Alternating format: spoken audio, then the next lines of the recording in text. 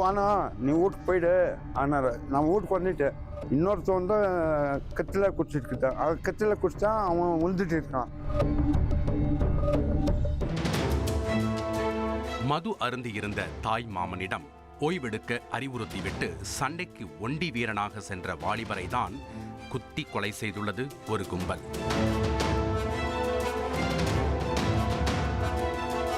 கொல்லப்பட்டவர் 32 வயதான வெங்கட்ராஜ். ஹோசூர் அருகே உள்ள தொடரப்பள்ளி கிராமத்தைச் சேர்ந்தவர். இவருக்கு த்ரிஷா என்ற மனைவியும் 1.5 வயதில் அழகான ஆண் குழந்தையும் உள்ளது. ஃபைனான்ஸ் நிறுவனத்தில் கலெக்ஷன் ஏஜென்ட்டாக பணியாற்றி வந்த வெங்கட்ராஜ் மீது ஏற்கனவே 2 குற்ற வழக்குகள் நிலுவையில் இருந்துள்ளது.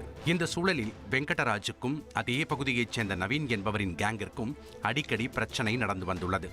ஏரியாவில் பேனர் வைப்பதில் தகராறு, எருதுவிடும் விழாவில் அடிதடி, பிறந்தநாள் கொண்டாட்டத்தில் கைகலப்பு என இரு தரப்பினரும் நேர் எதிரே சந்தித்துக் கொள்ளும் போதெல்லாம் உரசி பார்த்து வந்துள்ளனர்.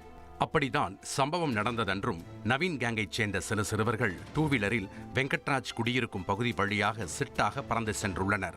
அவர்களை தடுத்து நிறுத்திய வெங்கட், குழந்தைகள் விளையாடும் தெருவில் இப்படியா வேகமாக வண்டி ஓட்டுவது என அவர்களின் தலையில் லேசாக தட்டி கண்டித்திருக்கிறார். இந்த சம்பவம் அந்த சிறுவர்களின் கேங் லீடரான நவீனையும் சென்றடைந்துள்ளது. தன்னுடைய சங்கத்து ஆள் மீது கை வைத்தவரை இன்று சும்மாவிடக்கூடாதென நவீன் முடிவெடுத்துள்ளார்.